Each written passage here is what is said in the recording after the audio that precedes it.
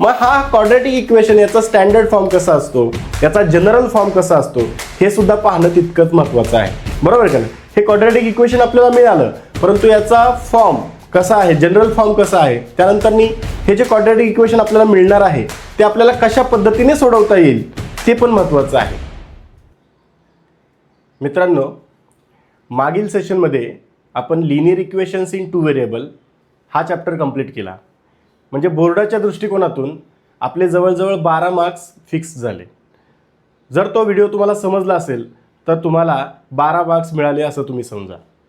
आता अजून एक असा चॅप्टर आहे जो तुम्हाला बोर्डाच्या परीक्षेमध्ये 12 मार्क्स मिळवून देऊ शकतो, आणि तो चॅप्टर म्हणजे क्वाड्रॅटिक इक्वेशन. मग तुम्हाला क्वाड्रॅटिक इक्वेशन अवघड वाटतो का? जर तुम्हाला क्वाड्रॅटिक इक्वेशन अवघड वाटत असेल तर पुढचे 10 मिनटं जर तुम्ही इथे लक्ष दिलं तर तुमचा क्वाड्रॅटिक इक्वेशन हा चॅप्टर पूर्णपणे तुम्हाला समजणार आहे. तर मग चला तर आज आपण कोणता चॅप्टर शिकणार आहोत? Quadratic equation.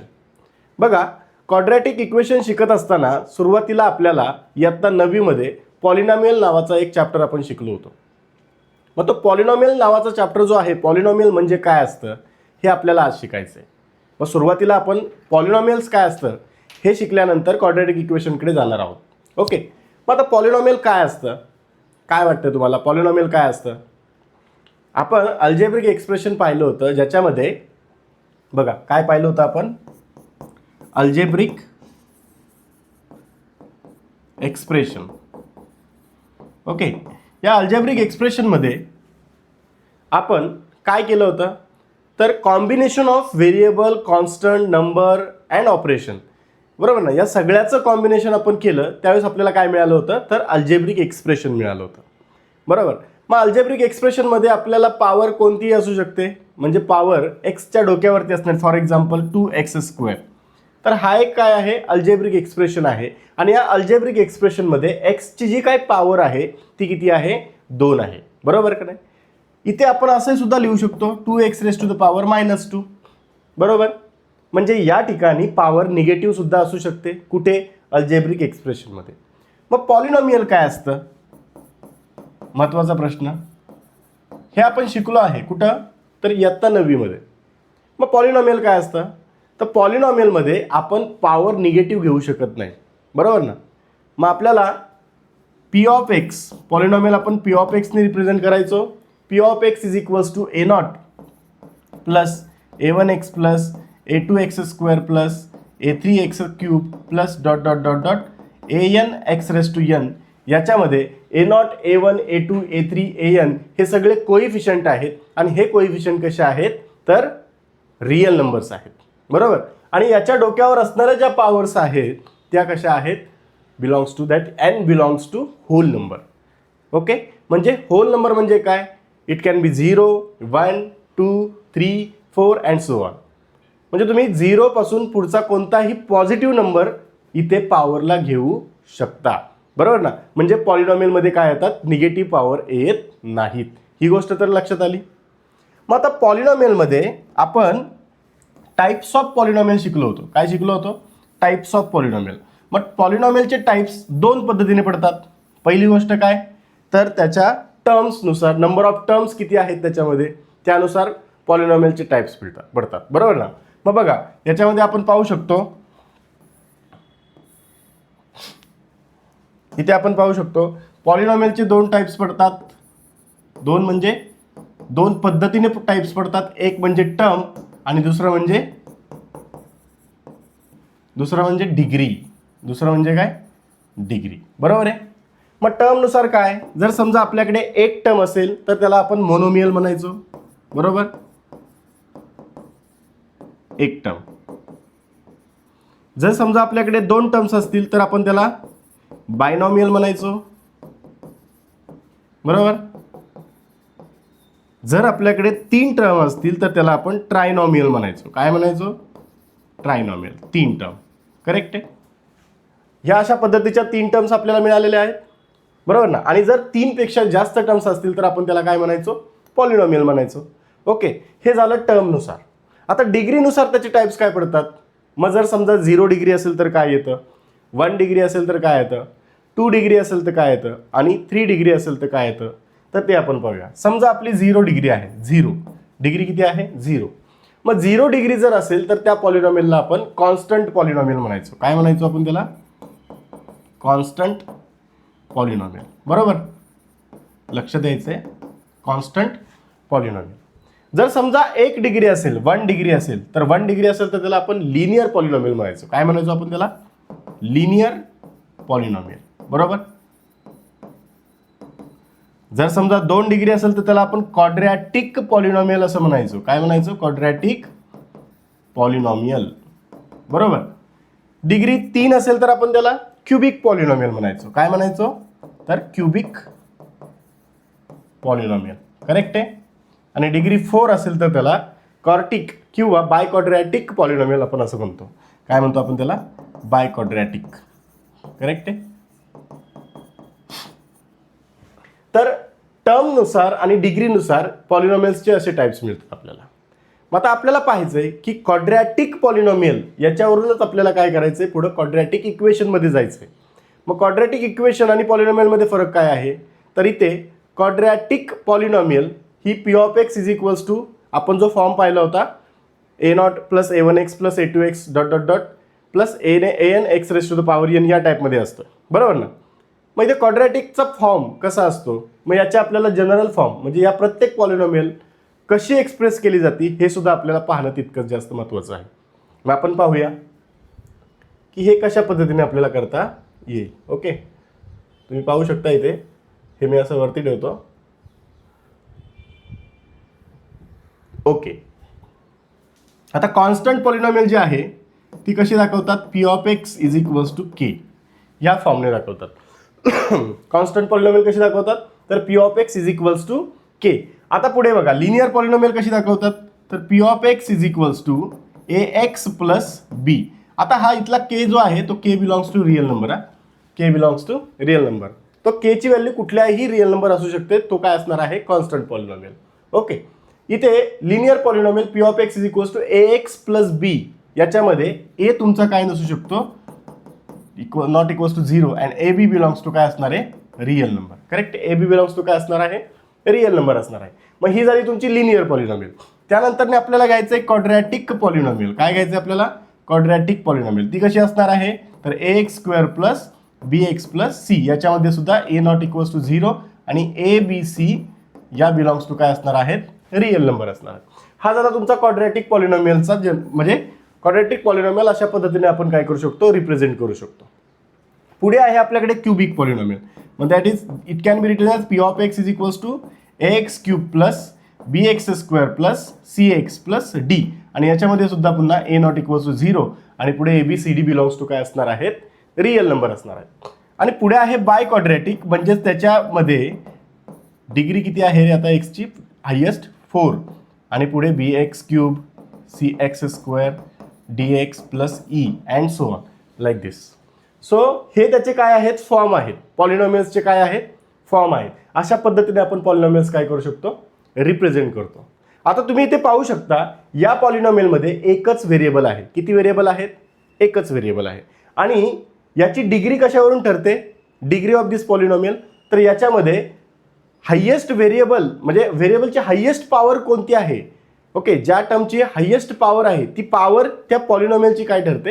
डिग्री ठरते. मग या फर्स्ट त्याच्यामध्ये जर 0 डिग्री आहे का? कारण X raise to the power 0 काय येतो? 1 आणि म्हणून तो 1 लिहितोय, त्यामुळे तो कॉन्स्टंट दिसतो. म्हणजे आपल्याला इथे काय मिळणार आहे? तर हा कॉन्स्टंट पॉलिनॉमियल. समजतंय तुम्हाला? इथे जर तुम्ही पाहिलं तर एक्सची हायेस्ट पॉवर काय आहे? 1 म्हणून तो लिनियर आला. इथे जर तुम्ही पाहिलं इथे 1 आहे, इथे 2 आहे आणि इथे 0 आहे. म्हणजे इथे तुम्हाला हायेस्ट पॉवर काय आहे व्हेरिएबलची? तर 2 आहे आणि म्हणून तुम्हाला इथे काय मिळतोय? तर क्वाड्रॅटिक पॉलिनॉमियल मिळतोय. बरोबर. आता पुढे बघा, इथे तुम्हाला एक्स क्यूब आहे, हायेस्ट पॉवर 3 म्हणून तो काय झाला? Cubic polynomial. इकडे तुम्हाला 4 म्हणून तो बाय क्वाड्रॅटिक पॉलिनॉमियल. तर अशा पद्धतीने आपल्याला काय करायचं आहे? तर हे पॉलिनॉमियल समजून घ्यायचं आहे. आता हे तुम्हाला समजलं. आता आपण जाऊया आपल्या चॅप्टरकडे, क्वाड्रॅटिक इक्वेशनकडे. मग क्वाड्रॅटिक इक्वेशन काय आहे? नेमकं काय असतं क्वाड्रॅटिक इक्वेशन? तर तुम्ही मला सांगू शकता क्वाड्रॅटिक इक्वेशन काय असतं? मग त्याच्या अगोदर आपण एक ॲक्टिव्हिटी घेऊया आणि त्या ॲक्टिव्हिटीनुसार आपण काय करूया की क्वाड्रॅटिक पॉलिनॉमियल आणि लिनियर पॉलिनॉमियल तुम्हाला ओळखता येतात का नाही ते आपण पाहूया, आणि त्यानंतर आपण काय करूया तर क्वाड्रॅटिक इक्वेशन काय असतं ते पाहूया. ओके, बघा तुम्हाला एक अशी ॲक्टिव्हिटी दिलेली आहे पुस्तकामध्ये तुमच्या. ओके, तुम्ही पाहू शकता ही जी ॲक्टिव्हिटी आहे, classify the following polynomial as a linear and quadratic. आता तुम्हाला इथं लिनियर आणि क्वाड्रॅटिक पॉलिनॉमियल हे काय करायचं आहे, ओळखायचं आहे. आय होप तुम्हाला हे दिसतंय. ओके, मग classify the following polynomials as a linear and quadratic. आता मी तुम्हाला सांगितलं होतं लिनियर कधी असतं ते, जर त्याच्यामध्ये एक्सची पॉवर 1 असेल, हायेस्ट पॉवर, तर आपण त्याला काय म्हणतो, लिनियर म्हणतो. आणि क्वाड्रॅटिक कधी म्हणतो, त्या पॉलिनॉमियल्समध्ये एक्सची पॉवर काय, हायेस्ट पॉवर किती असली पाहिजे, 2 असली पाहिजे, तर ते काय असणार आहे, क्वाड्रॅटिक पॉलिनॉमियल्स असणार आहे. मग याच्यामध्ये मला तुम्ही सांगू शकता की कोणतं आहे, सांगा इथे कोणतं असणार आहे. तुम्ही इथे पाहू शकता 5x + 9 हा काय आहे, लिनियर आहे की क्वाड्रॅटिक आहे. तर याच्यामध्ये जर तुम्ही पाहिलं तर एक्सची पॉवर किती आहे, 1 आहे. म्हणजे हा कोण आहे, हा कोण आहे, तर लिनियर पॉलिनॉमियल आहे. म्हणजे आपल्याला तो इथे लिहावा लागेल 5x + 9. करेक्ट आहे. त्यानंतर तुम्ही इकडे पाहू शकता x² + 3x - 5. इथे जर तुम्ही पाहिलं तर एक्सची पॉवर किती येते, 2, आणि म्हणून ही कोणता पॉलिनॉमियल आहे, क्वाड्रॅटिक पॉलिनॉमियल. म्हणजे आपल्याला इकडे लिहावं लागेल x² + 3x - 5. ओके, त्यानंतर आपल्याकडे आहे 3x - 7. पुन्हा इकडे येणार आहे लिनियरमध्ये 3x - 7. या बाजूला आहे 3x² - 5x. ही सुद्धा काय आहे, क्वाड्रॅटिक पॉलिनॉमियल आहे. म्हणजे आपल्याला इथे लिहिता येईल 3x² - 5x. बरोबर ना. आणि इकडे फक्त 5x² दिला आहे. सो 5x² म्हणजे काय, तो सुद्धा कसा असणार आहे, क्वाड्रॅटिकच असणार आहे. का, कारण त्याची पॉवर किती आहे, 2. म्हणजे आपल्याला हा 5x² इथे लिहावा लागेल. बरोबर. आता तुम्ही पाहू शकता इथे की आपण काय केलेलं आहे, क्लासिफाय केलेले आहेत. आपल्याला पॉलिनॉमियल्स दिल्या होत्या आणि आपण पॉलिनॉमियलला काय केलं, क्लासिफाय केलं लिनियर आणि क्वाड्रॅटिकमध्ये. आय होप तुम्हाला हे समजलेलं आहे. ओके, आता आपण जाऊया क्वाड्रॅटिक इक्वेशनकडे. मग काय असतं एक्झॅक्टली क्वाड्रॅटिक इक्वेशन ते आपण पाहूया. ओके, क्वाड्रॅटिक इक्वेशनमध्ये बघा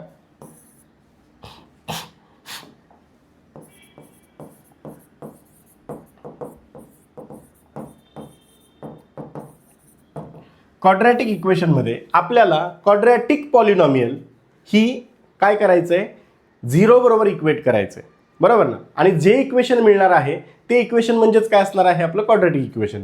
मी तुम्हाला सांगितलं होतं की इक्वेशन म्हणजे काय, त्याच्यामध्ये इक्वल साईन असतं. मग इथं आपल्याकडे क्वाड्रॅटिक पॉलिनॉमियल कोणतीही घेऊया आपण. For example x² + 3x - 5 = 0. मग हे जे झालं हे काय झालं आपलं quadratic equation, because on left hand side we have a quadratic polynomial and on right hand side we have a 0. When we equate these two terms by using a equal sign, we get a quadratic equation, and this is a quadratic equation. Okay, हे झालं आपलं quadratic equation. मग हा quadratic equation याचा standard form कसा असतो, याचा general form कसा असतो, हे सुद्धा पाहणं तितकंच महत्त्वाचं आहे. बरोबर का नाही. हे quadratic equation आपल्याला मिळालं, परंतु याचा फॉर्म कसा आहे, जनरल फॉर्म कसा आहे, त्यानंतर हे जे क्वाड्रॅटिक इक्वेशन आपल्याला मिळणार आहे ते आपल्याला कशा पद्धतीने सोडवता येईल ते पण महत्त्वाचं आहे. बरोबर ना. मग जनरल फॉर्म जर आपल्याला समजून घ्यायचा असेल किंवा स्टँडर्ड फॉर्म जर आपल्याला त्याचा समजून घ्यायचा असेल, त्याची डेफिनेशन जर आपल्याला पाहायचं असेल, तर इयत्ता 9वी मध्ये आपण कोइफिशियंट फॉर्म आणि इंडेक्स फॉर्म या 2 गोष्टी शिकलो होतो. मग त्यातली जी इंडेक्स फॉर्म जी कन्सेप्ट आहे ती आपल्याला इथे लागणार आहे. मग आता आपल्याला इंडेक्स फॉर्म कशा पद्धतीने लिहिता येईल बघा. इथे जर तुम्ही पाहिलं तर एखाद्या पॉलिनॉमियलचा आपण काय करूया, इंडेक्स फॉर्म लिहूया. ओके, आणि इंडेक्स फॉर्म लिहिल्यानंतर आपण काय करूया की त्याचा इंडेक्स फॉर्म लिहिल्यानंतर आपल्याला त्याला स्टँडर्ड फॉर्ममध्ये कसं लिहिता येईल किंवा कशा पद्धतीने ते क्वाड्रॅटिक इक्वेशन लिहिता येईल ते आपण पाहूया. ओके, एक ॲक्टिव्हिटी आहे त्याच्यावरती सुद्धा आपण ती पाहूया. म्हणजे तुम्हाला इंडेक्स फॉर्म आणि क्वाड्रॅटिक फॉर्म काय असतो, इंडेक्स फॉर्म काय असतो ते आपण पाहूया. ओके, पहा इथे आपल्याला पुस्तकामध्येच दिलेलं आहे. Let's recall. काय रिकॉल करायचं आपल्याला, तर how to write polynomials in the index form. म्हणजे दिलेले पॉलिनॉमियल्स आपल्याला इंडेक्स फॉर्ममध्ये कशा पद्धतीने लिहिता येतात हे आपल्याला लिहायचं आहे. बघा आता इंडेक्स फॉर्म काय असतो ते सुरुवातीला मी तुम्हाला समजून सांगतो. ओके, इंडेक्स फॉर्म म्हणजे तुम्हाला प्रत्येक पॉलिनॉमियलमध्ये डिग्री म्हणजे प्रत्येक पॉलिनॉमियलचे, फॉर एक्झाम्पल आता आपल्याकडे सपोज असं एक आहे 3x². आपल्याकडे काय आहे 3x² -5x ही आपली पॉलिनॉमियल आहे. आता या पॉलिनॉमियलमध्ये तुम्ही एक्सची पॉवर किती आहे 2. मग जी हायेस्ट पॉवर आहे त्या हायेस्ट पॉवरपासून डिसेंडिंग ऑर्डरने आपल्याला जायचं आहे 0 पर्यंत. म्हणजे प्रत्येक टर्म आपल्याला 2ची सुद्धा आली पाहिजे पॉवर, 1ची सुद्धा आली पाहिजे, 0ची सुद्धा आली पाहिजे. म्हणजे अशा पद्धतीने तुम्हाला काय लिहायचं आहे तर त्याच्या पूर्ण टर्म्स लिहायच्यात. मग इथे जर तुम्ही पाहिलं तर याला आपण कसं लिहू शकतो तर 3x² - 5x + 0. कारण एक्सची पॉवर किती आहे 2, त्यानंतर एक्सची पॉवर किती आहे 1, त्यानंतर एक्सची पॉवर 0 आली पाहिजे म्हणून 0 × x⁻0 असं आपल्याला लिहिता येतं. That x⁻0 is nothing but what 1. Okay, so we can write the given polynomial 3x² - 5x in the index form like 3x² - 5x + 0. Okay, understood. Okay, so अशा पद्धतीने आपण काय करतो तर इंडेक्स फॉर्ममध्ये लिहितो. आता एक सोप्या पद्धतीचा अजून एक एखादा घेऊया x⁻4 + 2. बघा याचा इंडेक्स फॉर्म कसा लिहिता येईल. आपल्याला ही बायक्वाड्रॅटिक पॉलिनॉमियल आहे. मग या बायक्वाड्रॅटिक पॉलिनॉमियलला आपल्याला इंडेक्स फॉर्ममध्ये लिहायचं आहे. मग इंडेक्स फॉर्ममध्ये लिहिण्यासाठी मी तुम्हाला सांगितलंय जी हायेस्ट पॉवर आहे एक्सची त्यापासून डिसेंडिंग ऑर्डरला जायचं. म्हणजे प्रत्येक डिग्री आपल्याला आली पाहिजे. मग इथे पहिली आहे x⁻4, दुसरी येते x⁻3. बघा डिसेंडिंग ऑर्डरने जायचं आहे पण त्याची व्हॅल्यू चेंज होता कामा नये. मग आपल्याला त्याचा कोइफिशियंट प्रत्येक टर्मचा कोइफिशियंट इथं काय घ्यायचा आहे तर आपल्याला तो 0 घ्यावा लागेल. बरोबर. बघा इथे आपल्याला ही जी पॉलिनॉमियल आहे x⁻4 + 2 याचा इंडेक्स फॉर्म लिहायचा आहे. मी तुम्हाला सांगितलं होतं की याची हायेस्ट पॉवर जी आहे तिथून डिसेंडिंग ऑर्डरमध्ये प्रत्येक डिग्री तिथे आली पाहिजे. 4 आहे तर 3 सुद्धा आलं पाहिजे, 2 सुद्धा आलं पाहिजे, 1 सुद्धा आलं पाहिजे आणि 0 सुद्धा आलं पाहिजे. पण आता एक लक्षात घ्या, जर समजा इथे आपण x³ वाढवला तर त्याची व्हॅल्यू म्हणजे त्या पॉलिनॉमियलची व्हॅल्यू चेंज होता कामा नये. ओके, मग आपल्याला प्रत्येक जी काय आपण नवीन टर्म घेणार आहोत त्याच्यासोबत काय घ्यावं लागेल कोइफिशियंट 0 घ्यावं लागेल. जेणेकरून we know that if you multiply any term by 0 will get 0 again. So इथे आपण असं लिहू शकतो 0 × x⁻3 + 0 × x² + 0 × x + this constant number 2. So this is the index form of a given polynomial x⁻4 + 2. So this is how we can write the index form. Now आता index form लिहिल्यानंतर तुम्हाला याच्यावरून coefficient लिहिता येतात. मग तुम्ही मला सांगू शकता की याच्यामध्ये x⁻4 चा कोइफिशियंट किती आहे. कोइफिशियंट म्हणजे त्याच्या समोर असणारा नंबर. मग x⁻4 त्याच्या समोर काय आहे काहीच नाही म्हणजे काय असतो 1 असतो. x³ चा कोइफिशियंट काय आहे तो 0, x² चा कोइफिशियंट काय आहे तो 0, x चा काय आहे तो 0 आणि हा constant number as it is. समजतंय सर्वांना. मग आपल्याला कोइफिशियंट कसे लिहायचे हे तुम्हाला इथे समजलेलं आहे. ओके, मग आता आपल्याकडे जी ॲक्टिव्हिटी आहे त्याच्याकडे आपण जाऊया. या ॲक्टिव्हिटीमध्ये तुम्हाला काय करायचं आहे तर कोइफिशियंट लिहायचे आहेत. बघा इथे ॲक्टिव्हिटीमध्ये काय activity x² + 3x - 5, 3x² - 5x आणि 5x². आपल्याला काही पॉलिनॉमियल्स दिलेले आहेत आणि या पॉलिनॉमियल्समध्ये आपल्याला write the polynomials in the index form, observe the coefficient and fill in the boxes. त्याचे कोइफिशियंट ऑब्झर्व करायचे आपल्याला बॉक्सेसमध्ये लिहायचे. मग आता आपण सुरुवातीला काय करूया. बघा इथे पहिला जो आहे तो आहे x² + 3x - 5. आता मला सांगा याला इंडेक्स फॉर्ममध्ये लिहिण्याची गरज आहे का. हा ऑलरेडी इंडेक्स फॉर्ममध्ये दिलेला आहे कारण हायेस्ट पॉवर 2 आहे, त्याच्यानंतर 1, त्याच्यानंतर 0. मग इथे तुम्ही पाहू शकता कोइफिशियंट ऑफ x². इथे आपल्याला कोइफिशियंट दिलेले आहेत.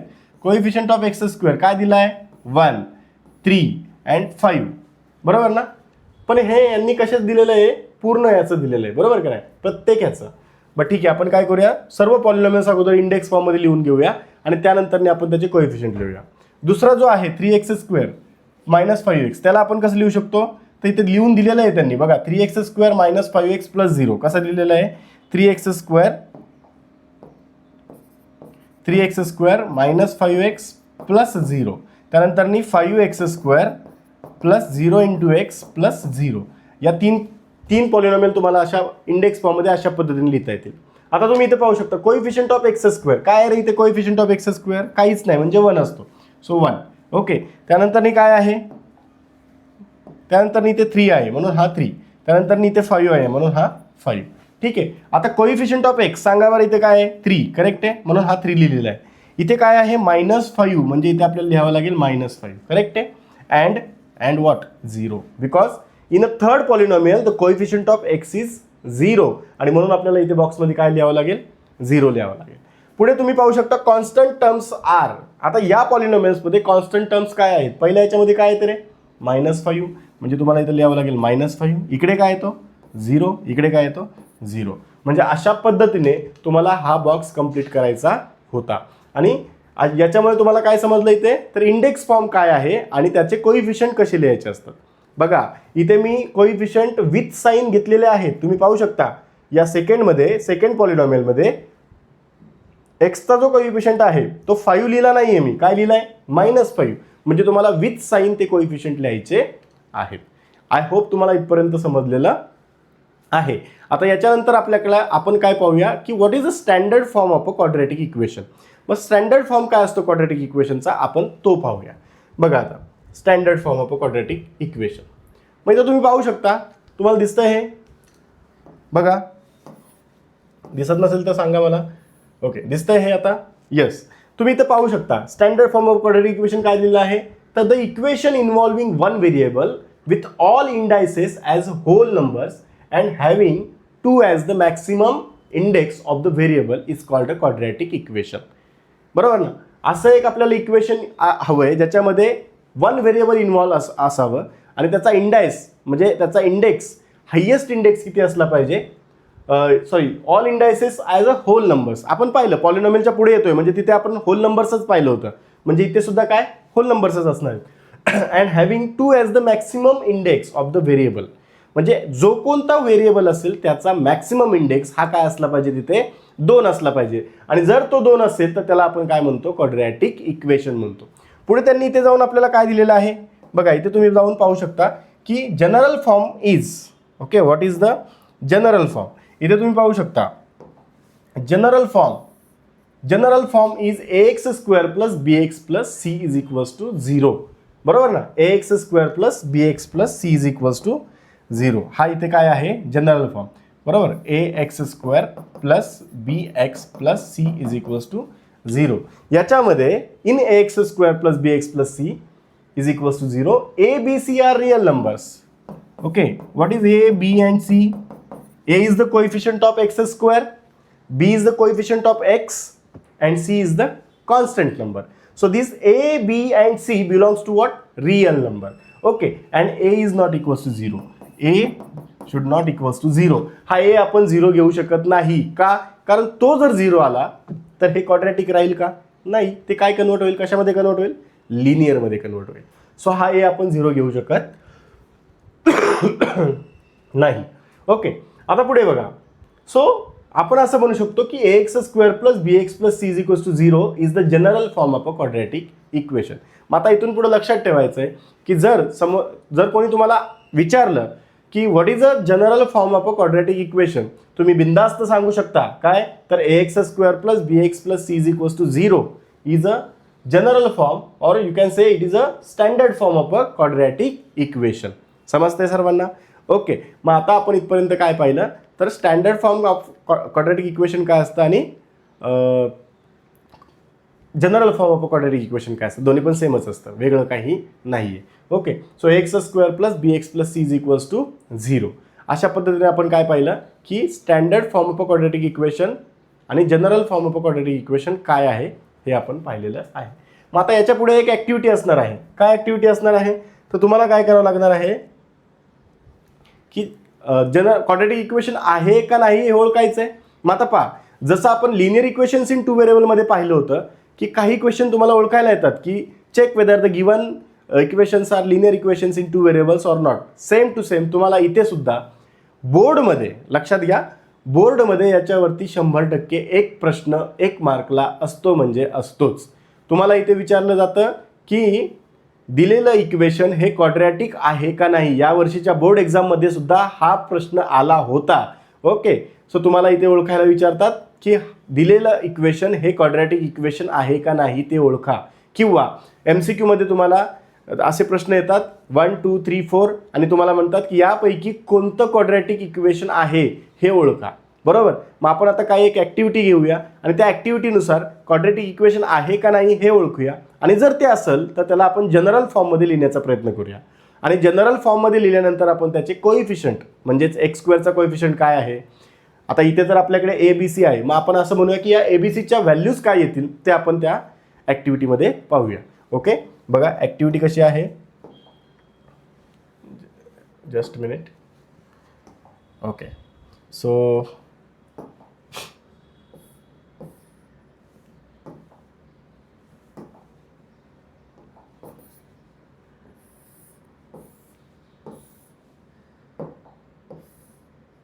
तुम्ही पाहू शकता ही ॲक्टिव्हिटी आहे. आपण पुस्तकाच्या बाहेरचं काही शिकवत नाही आहोत, कारण बोर्डामध्ये येणारे जे काही प्रश्न असतात ते सर्व तुम्हाला पुस्तकातूनच विचारले जातात. ओके, ही गोष्ट तुम्ही लक्षात ठेवा. पुस्तकाच्या बाहेर एकही क्वेश्चन जाणार नाही. सर्व जे काही प्रश्न असतील ते तुम्हाला पुस्तकामधूनच येतील. ज्याचं पुस्तकावरती प्रभुत्व तो या मॅथ्स 1 आणि मॅथ्स 2 मध्ये 100पैकी 100 मार्क्स, म्हणजे तुमचं जे काय 80 आउट ऑफ म्हणजे 80 आउट ऑफ जो रिटन क्वेश्चन पेपर असतो त्यामध्ये तुम्हाला 80पैकी 80 मार्क्स तुम्हाला मिळणार म्हणजे मिळणारच. तुम्ही जर माझ्या व्हिडिओला फॉलो करत असताल तर मी तुम्हाला गॅरंटी देऊन सांगतो तुम्हाला चांगले मार्क्स म्हणजेच 80पैकी 80 मार्क्स तुम्हाला मिळणार म्हणजे मिळणार, जर तुम्ही ईच अँड एव्हरी क्वेश्चन व्यवस्थित पाहिला असेल तर. ओके, आता बघा कंप्लीट द फॉलोइंग टेबल. इथे आपल्याला काही क्वाड्रॅटिक इक्वेशन्स दिलेले आहेत आणि या क्वाड्रॅटिक इक्वेशनमध्ये आपल्याला इथे जनरल फॉर्म दिलेला आहे आणि एबीसी दिलेला आहे. तुम्ही इथे पाहू शकता पहिल्या एक्झाम्पलमध्ये इथे तुम्हाला x² - 4 = 0 असा एक क्वाड्रॅटिक इक्वेशन दिलेला आहे. मग त्याला काय केलं रे त्यांनी, तर त्याला क्वाड्रॅटिक जनरल फॉर्ममध्ये लिहिलेलं आहे. म्हणजे जनरल फॉर्म म्हणजे कोणता, तर ax² + bx + c = 0. बघा मी इथे लिहितो हवं तर. जनरल फॉर्म काय येतो आपला, तर ax² + bx + c = 0 हा आपला जनरल फॉर्म. करेक्ट आहे. या फॉर्ममध्ये आपल्याला लिहायचं आहे. मग आता बघा x² - 4 = 0 जनरल फॉर्ममध्ये कसं लिहायचं, जनरल फॉर्ममध्ये लिहायचं म्हणजे त्याला आपल्याला इंडेक्स फॉर्ममध्ये लिहायचं असतो. लक्षात घ्या. मग इंडेक्स फॉर्ममध्ये म्हणजे काय, तर इथं मिडल टर्म नाही आहे, मग त्याला 0 × x लिहिलं, मग आपल्याला मिळालं x² + 0x - 4 = 0. मग आता हा झाला आपला general form of a quadratic equation. आता आपल्याला काय करायचं आहे, एबीसीच्या व्हॅल्यूज लिहायचं. मी काय सांगितलं होतं, ए म्हणजे कोण आहे, कोइफिशियंट ऑफ x². मग या इक्वेशनमध्ये x² चा कोइफिशियंट काय आहे, काहीच नाही. काहीच नाही म्हणजे काय असतो, 1. म्हणजे a = काय मिळाला, 1 मिळाला. या दुसऱ्या इक्वेशन बघा दुसऱ्या टर्ममध्ये x चा कोइफिशियंट काय आहे, 0 आहे, म्हणून आपण b ची व्हॅल्यू काय लिहिली, 0 लिहिली. ओके, आणि तिसरा जो काही टर्म आहे ती किती आहे, 4 आहे का, नाही, ती किती आहे, -4, म्हणून c ची व्हॅल्यू आपण काय लिहिलेली आहे, -4. तुम्ही पाहू शकता अशा पद्धतीने आपल्याला एबीसीच्या व्हॅल्यू लिहायच्या आहेत. ओके, आता पुढे पाहू शकता y² = 2y - 7. सुरुवातीला याच्यामध्ये एक व्हेरिएबल आहे का, हो एकच व्हेरिएबल आहे, बरोबर ना. बरं, आता y² = 2y - 7 आपल्याला दिलेलं आहे, पण त्याला आपल्याला कशा फॉर्ममध्ये लिहायचं आहे, जनरल फॉर्ममध्ये, म्हणजे या फॉर्ममध्ये लिहायचं आहे. मग या फॉर्ममध्ये लिहिण्यासाठी हा 2y आपल्याला काय करावं लागेल, इकडे शिफ्ट करावं लागेल, बरोबर ना. आपल्याकडे दिलेलं आहे आपल्याला y² = 2y - 7 असं दिलं आहे आपल्याला. मग हा 2y इकडे प्लस आहे, इकडे आल्यानंतर काय होणार आहे तो मायनस, म्हणजे आपल्याला असं लिहिता येईल y² - 2y आणि हा -7 इकडे आला +7 = 0. म्हणजे आपण इथे लिहू शकतो काय, तर y² - 2y + 7 = 0. हे झालं आपलं quadratic equation in a general form. आता मुलांनो लक्ष द्या, आपल्याला कोइफिशियंट लिहायचं, व्हेरिएबल कोणतंही असू द्या. इथे x होतं म्हणून general form ax² + bx + c असा घेतला आपण, बरोबर. आता जर समजा आपल्याकडे y असेल तर आपल्याला काय एक्सच्या जागी फक्त y असणार आहे, चेंजेस काय असतील का, नाही. मग इथे इथे सुद्धा y² चा कोइफिशियंट aच असणार आहे, y चा कोइफिशियंट bच असणार आहे, c कॉन्स्टंट असणार आहे. मग तुम्ही या इक्वेशनमध्ये पहा y² चा कोइफिशियंट काय आहे, तर 1 आहे, बरोबर. म्हणजे इथे आपल्याला लिहावं लागेल 1. ठीक आहे. त्यानंतर y चा कोइफिशियंट काय आहे, 2 आहे का, नाही. इथे काय विथ साईन मी तुम्हाला सांगितलंय, म्हणजे इथे किती येणार आहे, -2. आणि कॉन्स्टंट नंबर काय आहे, तर 7, म्हणजे आपल्याला इथे असा 7 लिहिता येईल. आता शेवटचं जे काही टर्म आहे x² + 2x = 0. इथं जर तुम्ही पाहिलं तर तुम्हाला इथे काय मिळणार आहे, बघा इथे तुम्हाला दिलेलं आहे x² + 2x = 0 असं इक्वेशन दिलेलं आहे. आता या इक्वेशनमध्ये तुम्ही पाहू शकता थर्ड टर्म नाही आहे, म्हणजे कॉन्स्टंट टर्म आपल्याला दिलेलं नाही. पण आपण कॉन्स्टंट टर्म लिहू शकतो, आपल्याला इंडेक्स फॉर्म कसा लिहायचा हे माहिती आहे. मग इथे आपण कशा पद्धतीने लिहिणार, x² + 2x + 0 = 0, खतम, बरोबर ना. मग अशा पद्धतीने आपण हे लिहू शकतो. मग याच्यामध्ये इथे मी असं लिहितो x² + 2x plus 0 is equals to 0.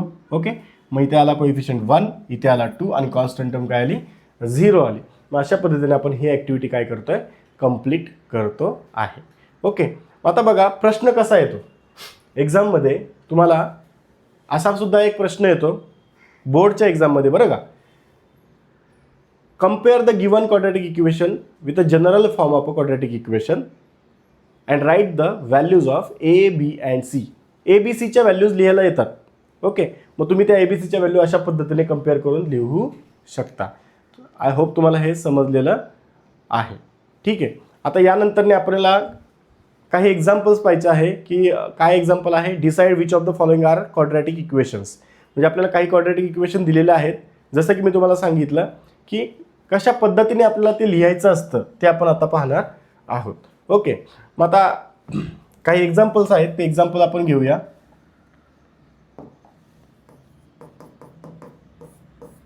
Decide which of the following are quadratic equation. दिलेल्या काही क्वाड्रॅटिक इक्वेशन्समध्ये म्हणजे दिलेले जे काही इक्वेशन्स आहेत ते क्वाड्रॅटिक आहेत का नाही, आणि जर ते असतील तर काय कसं लिहायचं, काय करायचं हे आता आपण पाहणार आहोत. मग बघा, पहिलं जे काय इक्वेशन दिलेलं आहे आपल्याला ते काय आहे तर 3x² minus 5x + 3 is equals to 0. आता मला सांगा हे क्वाड्रॅटिक इक्वेशन आहे का.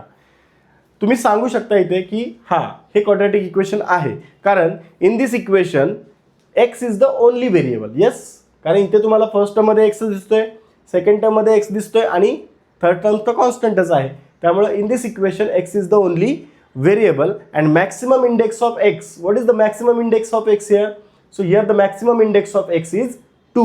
इथे maximum index म्हणजेच पॉवर, x ची पॉवर मॅक्सिमम किती आहे 2 आहे, आणि म्हणून हे काय आहे क्वाड्रॅटिक इक्वेशन. मग तुम्ही इथे लिहू शकता कशा पद्धतीने लिहायचं बघा. एक्झाममध्ये जर हा प्रश्न आला तर असं लिहिणार तुम्ही इन द इक्वेशन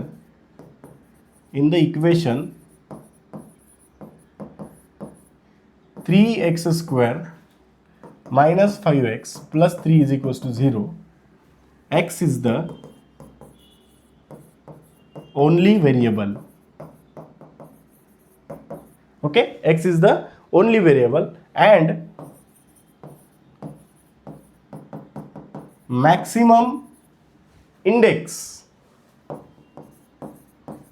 बरोबर, and maximum index of the variable is 2. Therefore it is a quadratic equation.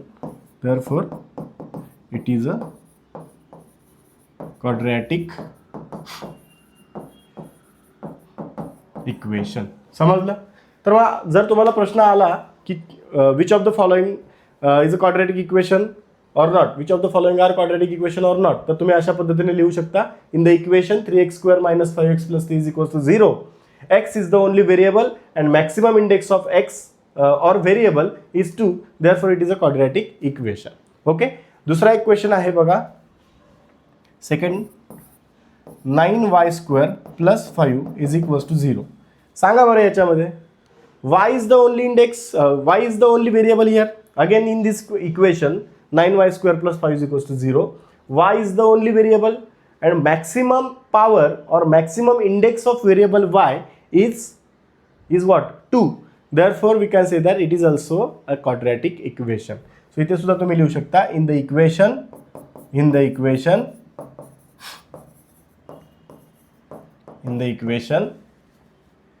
y is the only variable and maximum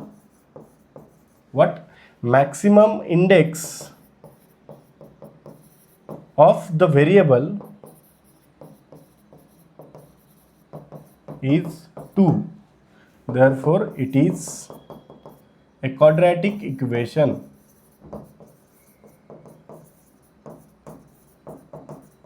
समजले. ओके, तर अशा पद्धतीने तुम्हाला काय करायचं आहे हे पाहायचं आहे. ओके, समजले सर्वांना. Yes or no? Yes. Okay, I hope तुम्हाला इथपर्यंत समजलेलं आहे की क्वाड्रॅटिक इक्वेशन काय असतं आणि क्वाड्रॅटिक इक्वेशनचा जनरल फॉर्म काय असतो. त्यानंतर क्वाड्रॅटिक इक्वेशन आहे का नाही हे कसं ओळखायचं, प्रत्येक टर्म्सची कोइफिशियंट कसे लिहायचे, ABCच्या व्हॅल्यूज कशा लिहायच्या, या सर्व आपण या सेशनमध्ये पाहिलेलं आहे. ओके, जर तुम्ही हे व्यवस्थित लक्ष दिलं असेल तर तुम्हाला क्वाड्रॅटिक इक्वेशन काय असतं हे 100% समजलेलं असणार आहे, म्हणजे समजलंच असेल असं मी म्हणतो. ओके, आपण या सेशनमध्ये थांबतोय. आता आपण पुढचं सेशन पाहूया. म्हणजे जे काय पुढचं आहे क्वाड्रॅटिक इक्वेशनचं नेक्स्ट आहे ते आपण नेक्स्ट सेशनमध्ये पाहूया. ओके, धन्यवाद. अरे थांबा, कुठे चाललाय? व्हिडिओ तुम्हाला आवडलेला दिसतोय. असा संपूर्ण कोर्स मोफत हवा आहे?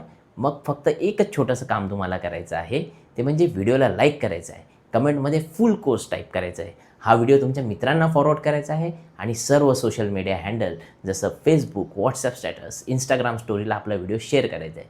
त्याचा स्क्रीनशॉट घेऊन आमचं इंस्टाग्राम हँडल आहे BAK_फाउंडेशन, याला तो शेअर करायचा आहे. तुमच्या इंस्टाग्रामच्या इनबॉक्समध्ये संपूर्ण कोर्सचा ॲक्सेस तुम्हाला मिळेल. ओके, आणि अशाच नवनवीन अपडेट्ससाठी तुम्हाला चॅनलला सबस्क्राईब करायचं आहे आणि पुढील व्हिडिओ बघण्यासाठी या लिंकवर क्लिक करा. धन्यवाद.